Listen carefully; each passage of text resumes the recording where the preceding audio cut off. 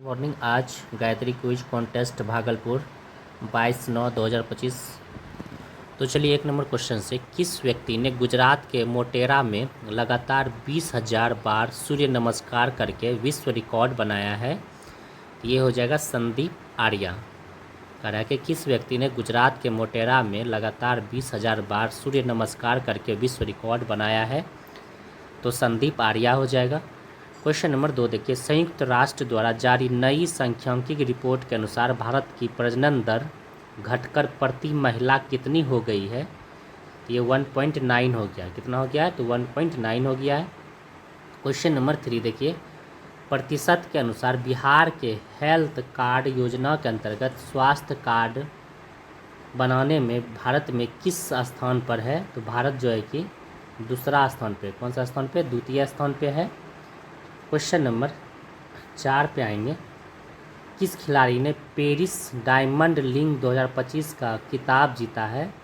तो नीरज चोपड़ा ने। किस खिलाड़ी ने पेरिस डायमंड लीग 2025 का खिताब जीता है? तो नीरज चोपड़ा ने। क्वेश्चन नंबर 5 पे आएंगे, जल स्वच्छता, सफाई और कचरा प्रबंधन क्षेत्र में सहयोग हेतु भारत और किस देश के बीच समझौता हुआ है? तो भारत और नेपाल के बीच समझौता हुआ है। क्वेश्चन नंबर 6 देखिए, बिहार के कौन से ऐसे राज्यपाल हुए जो बाद में राष्ट्रपति बने? ये हो जाएगा जाकिर हुसैन, रामनाथ कोविंद। जाकिर हुसैन और रामनाथ कोविंद हो जाएंगे। क्वेश्चन नंबर 7 देखिए, दक्षिण बिहार में किस नदी को हिरण्यवाह के नाम से जाना जाता है? तो सोन नदी को। दक्षिण बिहार के किस नदी को हिरण्यवाह के नाम से जाना जाता है? तो सोन नदी को जाना जाता है। क्वेश्चन नंबर 8 पे आएंगे, बिहार का अक्षांशीय विस्तार है 24 डिग्री 20 मिनट 10 सेकेंड से 27 डिग्री 31 मिनट 15 सेकेंड उत्तरी अक्षांश। क्वेश्चन नंबर 9 देखिए, प्राचीन नालंदा विश्वविद्यालय को किस वर्ष विश्व विरासत स्थल की सूची में शामिल किया गया? तो 2016 में नालंदा को, प्राचीन नालंदा विश्वविद्यालय को किस वर्ष विश्व विरासत स्थल की सूची में शामिल किया गया है?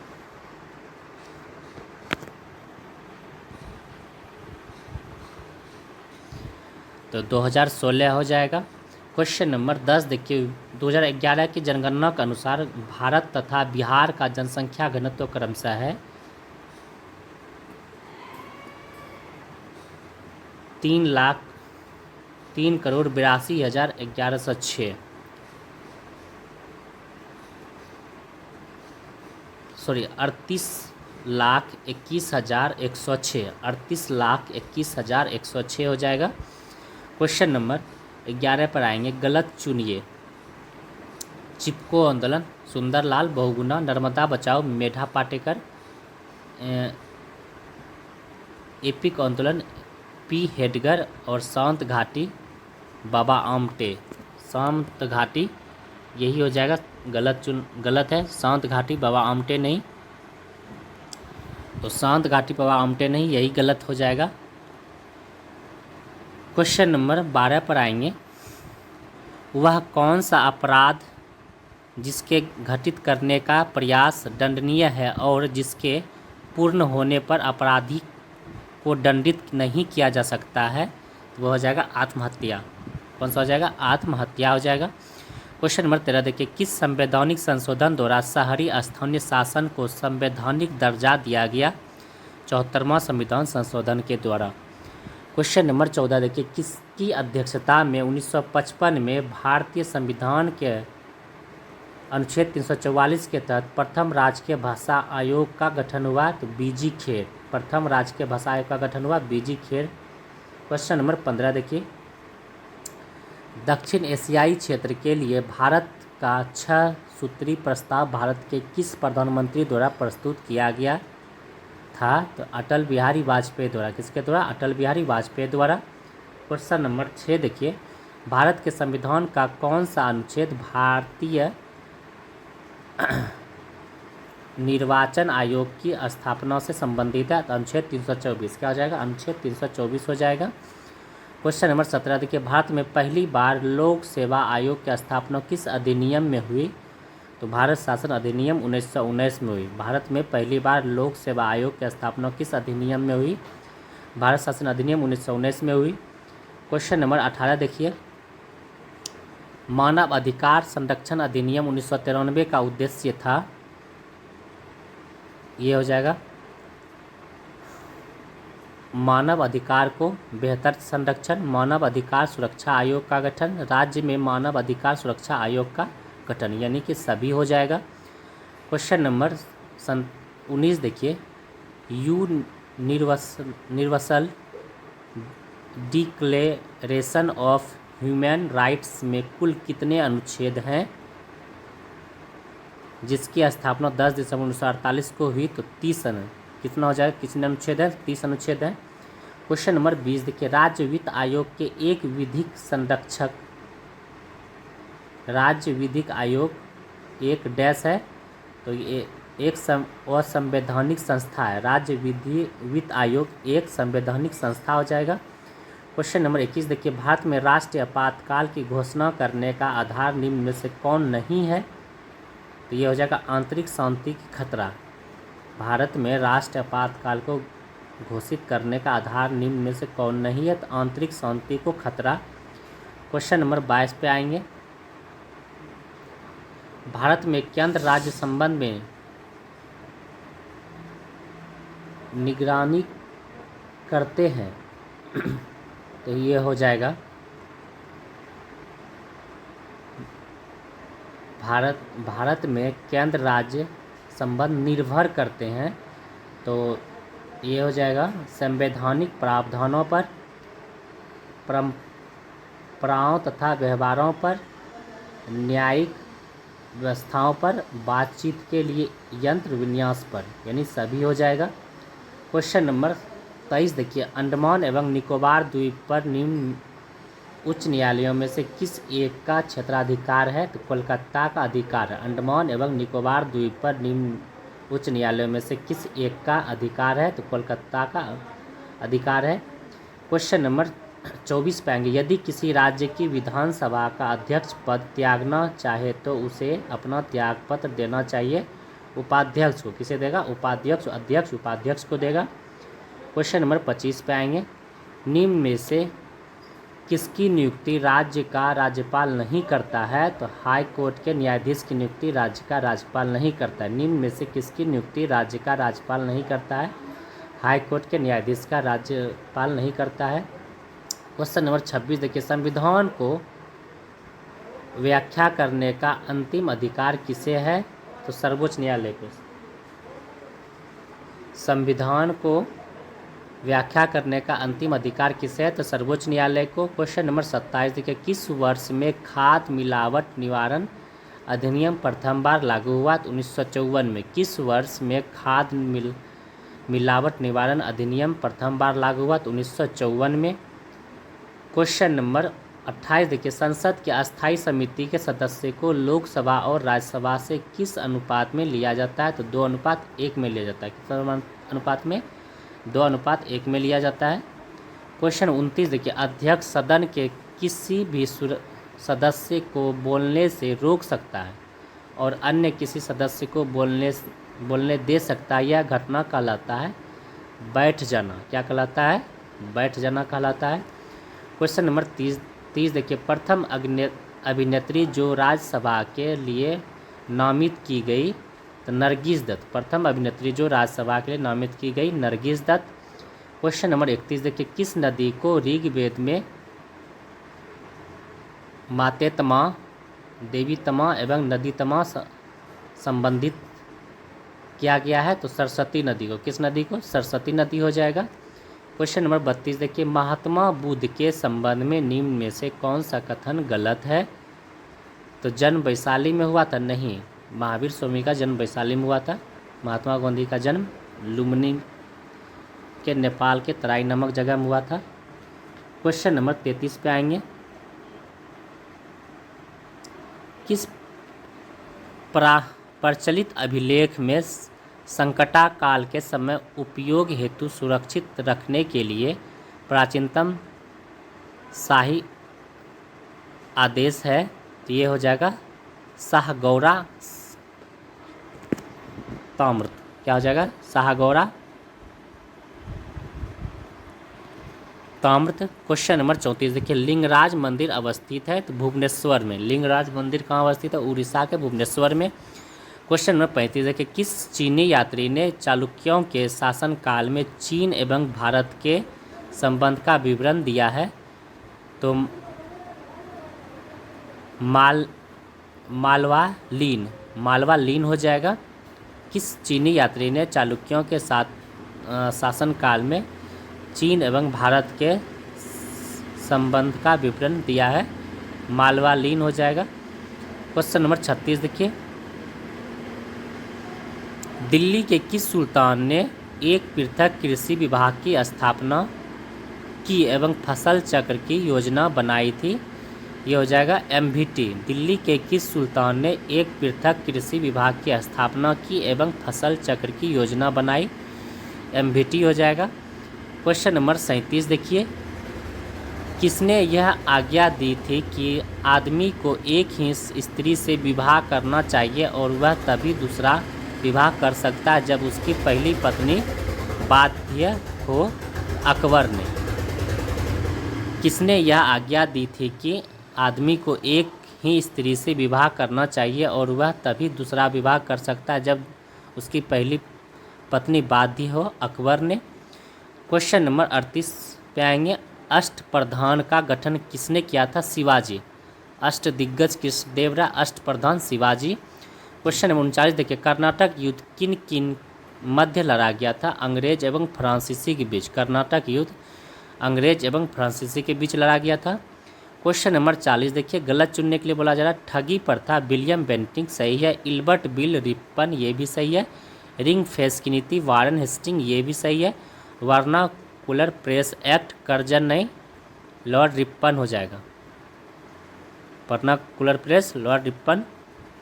क्वेश्चन नंबर 41 देखिए, रैयतबाड़ी बंदोबस्त के संदर्भ में कौन सा गलत है, किसानों द्वारा लगान सीधे सरकार को दिया जाता था, ये सही है, सरकार रैयत की पहले देती थी, ये भी सही है, कर लगाने के पूर्व भूमि का सर्वेक्षण और मूल्य निर्धारण किया जाता था, ये भी सही है, यह भारत के लगभग 30% भाग पर लागू था, नहीं यही गलत, यह 51% भाग पर लागू था। क्वेश्चन नंबर 42 पर आएंगे, 1857 के विद्रोह के बाद ब्रिटिश सरकार ने सिपाहियों का यमन किस प्रांतों से किया था, ये हो जाएगा गोरखा सिख पंजाबी उत्तर प्रांत से, गोरखा सिख पंजाबी उत्तर प्रांत से। क्वेश्चन नंबर 43 देखिए, नील कृषकों की दुर्दशा पर लिखी गई पुस्तक नील दर्पण के लेखक कौन थे, दीनबंधु मित्र। नील दर्पण के लेखक कौन है, दीनबंधु मित्र। क्वेश्चन नंबर 44 देखिए, भारत के औपनिवेशिक काम में अधोमुखी निषेध सिद्धांत किस क्षेत्र से संबंधित था, तो ये शिक्षा संबंधित हो जाएगा। भारत के औपनिवेशिक काम में अधोमुखी सिद्धांत किस क्षेत्र से संबंधित था, तो शिक्षा से। क्वेश्चन नंबर 45 पाएंगे, गांधी जी के सिद्धांत के अनुसार निम्न में से कौन सा कथन सही नहीं है, तो सत्याग्रही का शस्त्र अहिंसा है, ये सही है, सत्याग्रही का विरोधियों के प्रति हर्ष भाव नहीं रखना चाहिए, ये भी सही है, सत्याग्रही को अपने संकल्प में दृढ़ विश्वास होना चाहिए, ये भी सही है, सत्याग्रही को उद्देश्य शस्त्र की पराजित करना चाहिए, यही गलत हो जाएगा 45 का ऑप्शन में डी जो कि गलत है। क्वेश्चन नंबर 46 के, वह कौन सा कांग्रेस अध्यक्ष था जिसने क्रिप्स मिशन व लॉर्ड बेबल दोनों से वार्ताएं थी, तो अबुल कलाम आज़ाद। वह कौन सा कांग्रेस अध्यक्ष था जिसने क्रिप्स मिशन व लॉर्ड बेबल दोनों से वार्ताएं थी, अबुल कलाम आज़ाद हो जाएगा। क्वेश्चन नंबर 47 पाएंगे, सप्तवर्षीय युद्ध की क्षतिपूर्ति हेतु PM ग्रेनविले ने किस वर्ष स्टाम्प एक्ट पारित किया था, स्टाम्प एक्ट 1765, याद रखेंगे स्टाम्प एक्ट 1765। क्वेश्चन नंबर 48 देखिए, इटली के एकीकरण का जनक किसे माना जाता है, तो जोसेफ मेजनी को। इटली के एकीकरण का जनक किसे माना जाता है, इटली के एकीकरण जोसेफ मेजनी को। क्वेश्चन नंबर 49 देखिए, गुप्त संधियों की प्रणाली एवं यूरोप में गुटबंदी का जनक किसे माना जाता है? तो बिस्मार्क को।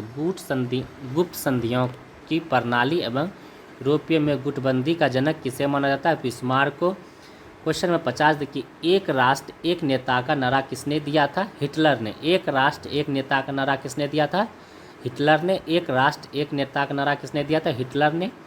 क्वेश्चन नंबर 51 देखिए, स्पेन और फ्रांस के मध्य कौन सा पर्वत सीमा बनाया है?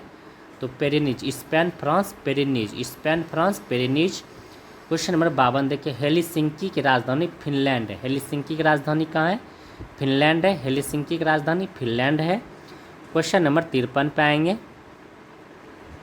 वर्तमान नाम और पुराना नाम गलत चुनिए। Harare Salisbury. Harare Salisbury. Ethiopia Abyssinia. Ethiopia Abyssinia.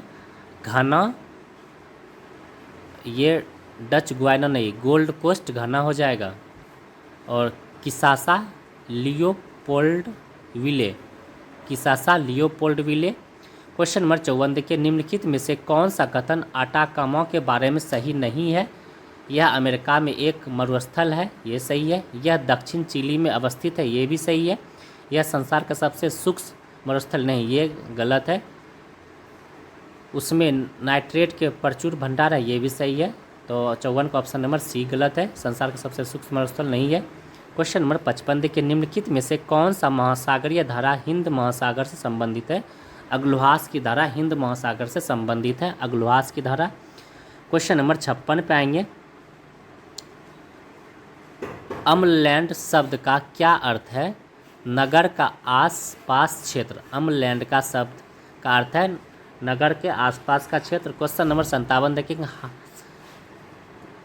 जल प्रदूषण के प्राकृतिक स्रोत निम्न में से नहीं है? तो निलंबित कण। जल प्रदूषण के प्राकृतिक स्रोत निम्न में से नहीं है, निलंबित कण हो जाएगा। क्वेश्चन 58 कितने युग्म सही हैं? तो होकेरा आर्द्रभूमि पंजाब में है, रेणुका हिमाचल प्रदेश में है, और रुद्रसागर झील त्रिपुरा में, और संथनम कोट्टा तमिलनाडु। यही तो युग्म सुलमित है, तो ये सभी हो जाएगा। रामसर स्थल। क्वेश्चन नंबर 59 देखिए, भारतीय पर्यटन मंत्रालय ने भारत में पर्यटन को प्रोत्साहित करने हेतु जिस अवधारणा को लोकप्रिय करने का उपयोग किया है वह है अतुल्य भारत। क्या हो जाएगा? भारतीय पर्यटन मंत्रालय ने भारत में पर्यटन को प्रोत्साहित करने हेतु जिस अवधारणा को लोकप्रिय करने का उपयोग किया है वह है अतुल्य भारत। क्वेश्चन नंबर 60 देखिए, निम्न में से कौन सा बंदरगाह भारत के पूर्वी तट का नहीं है? तो कंडला बंदरगाह नहीं है, ये पश्चिमी तट का है। क्वेश्चन नंबर 61 देखिए, नाना माटी का तेल शोधक कारखाना अवस्थित है असम में। नून माटी तेल कारखाना कहाँ स्थित है? असम में। क्वेश्चन नंबर 62 देखिए, निम्न में कौन सी मवेशी नस्ल राजस्थान की नहीं है? हल्लीकर। हल्लीकर राजस्थान की नहीं है। क्वेश्चन नंबर 63 पे आएंगे, उत्तराखंड में उगाई जाने वाला अनाज मंडुआ यानी कोडा का निर्यात अधिकांश किस देश को किया जा रहा है? तो जापान को किया जा रहा है। मंडुआ का निर्यात जापान को किया जा रहा है। क्वेश्चन नंबर 64 पे आएंगे, गोविंद बल्लभ पंत सागर जलाशय स्थित है उत्तर प्रदेश में। गोविंद बल्लभ पंत सागर जलाशय स्थित है उत्तर प्रदेश में। क्वेश्चन नंबर 65 देखिए, सरदार सरोवर परियोजना से लाभान्वित होने वाला राज्य गुजरात, राजस्थान, मध्य प्रदेश, पंजाब। गुजरात, राजस्थान, मध्य प्रदेश, पंजाब हो जाएगा। क्वेश्चन नंबर 66 देखिए, हरियाली योजना संबंधित है तो जल प्रबंधन से। हरियाली योजना संबंधित है जल प्रबंधन से। क्वेश्चन नंबर 67 देखिए, पश्चिमी हिमालय को शीतोष्ण पेटी में निम्न में से किस एक वृक्ष का बहुमूल्य है? ये हो जाएगा देवदार का। पश्चिमी हिमालय की शीतोष्ण पेटी में निम्न में से किस एक वृक्ष का बहुमूल्य हो जाएगा? देवदार का। क्वेश्चन नंबर 65 देखिए, बाढ़ उत्तर प्रदेश बिहार में, और भूकंप हिमालय के गिरिपथ क्षेत्र में, सूखा मध्य पूर्वी भारत में, और चक्रवात झारखंड तथा उत्तरी ओडिशा में। ये पीछे भी आया हुआ क्वेश्चन है, जब आप पूरा वीडियो देखेंगे पर डे तो आपको पता चलेगा। क्वेश्चन नंबर 69 देखिए, भारत का सर्वाधिक अपवादों वाला द्वीप है सालसेट। भारत का सर्वाधिक अपवादों वाला द्वीप है सालसेट द्वीप। क्वेश्चन नंबर 70 देखिए, गलत चुने reverse swing Ashok Tandon, monsoon Abhay K, the one cricket my life and more Shikhar Dhawan, witness Prashant Ram, नहीं यही साक्षी मलिक हो जाएगा, witness Sakshi Malik. Question number 71 देखिए, राष्ट्रीय मतदाता दिवस थीम वोट जैसा कुछ नहीं, वोट जरूर डालेंगे हम, कब मनाया जाता है? तो 25 जनवरी को राष्ट्रीय मतदाता दिवस 25 जनवरी को, दरोगा का पूछा हुआ क्वेश्चन है। क्वेश्चन नंबर 72 देखिए, गलत चुनने के लिए बोला जा रहा है। सीएनजी का कॉमन नेचुरल गैस नहीं, कॉम्प्रेस्ड नेचुरल गैस होता है सीएनजी का, कॉम्प्रेस्ड नेचुरल गैस।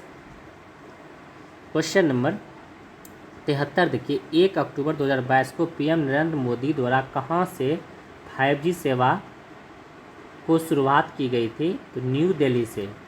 1 अक्टूबर 2022 को पीएम मोदी द्वारा कहाँ से 5G सेवा शुरू की गई थी? न्यू दिल्ली से। क्वेश्चन नंबर 74 देखिए, कंप्यूटर में सिस्टम सॉफ्टवेयर का सबसे महत्वपूर्ण भाग कौन सा होता है? तो ऑपरेटिंग सिस्टम। कंप्यूटर में सिस्टम सॉफ्टवेयर का सबसे महत्वपूर्ण भाग क्या हो जाएगा? Operating system. क्वेश्चन नंबर 75 देखिए, बोर्ड क्या है? यह डाटा मापने की इकाई है। बोर्ड क्या है? यह डाटा मापने की इकाई है। क्वेश्चन नंबर 76 देखिए, भारतीय अर्थव्यवस्था का लक्षण है श्रम को न्यून कार्यक्षमता, श्रम की न्यून कार्यक्षमता, प्रति व्यक्ति काम आय, पूंजी निर्माण का न्यून दर, सभी हो जाएगा। क्वेश्चन नंबर 77 देखिए, विश्व बैंक ने प्रति व्यक्ति आय के आधार पर विश्व को देशों को 4 भागों में बांटता है। इनमें से भारत किस में शामिल है? तो निम्न मध्य आय वाले देश में, निम्न मध्य आय वाले देश में भारत शामिल है।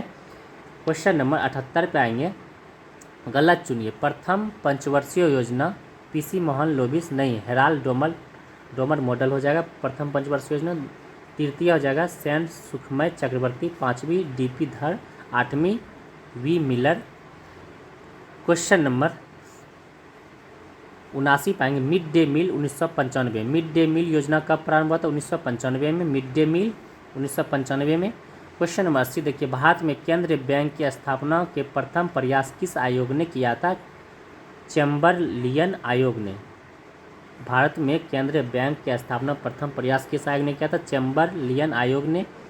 क्वेश्चन नंबर 81 देखिए, आग बुझाने में कौन सा गैस प्रयुक्त होता है? CO2 gas. आग बुझाने में CO2 गैस प्रयोग होता है। क्वेश्चन नंबर 82 देखिए, पटाखों में तेज सफ़ेद प्रकाश लाने के लिए निम्न धातु में से किसका प्रयोग किया जाता है? तो मैग्नीशियम का।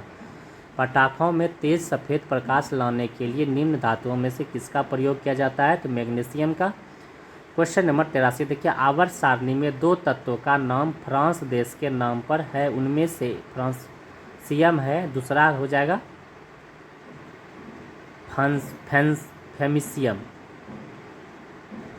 फेमिसियम हो जाएगा।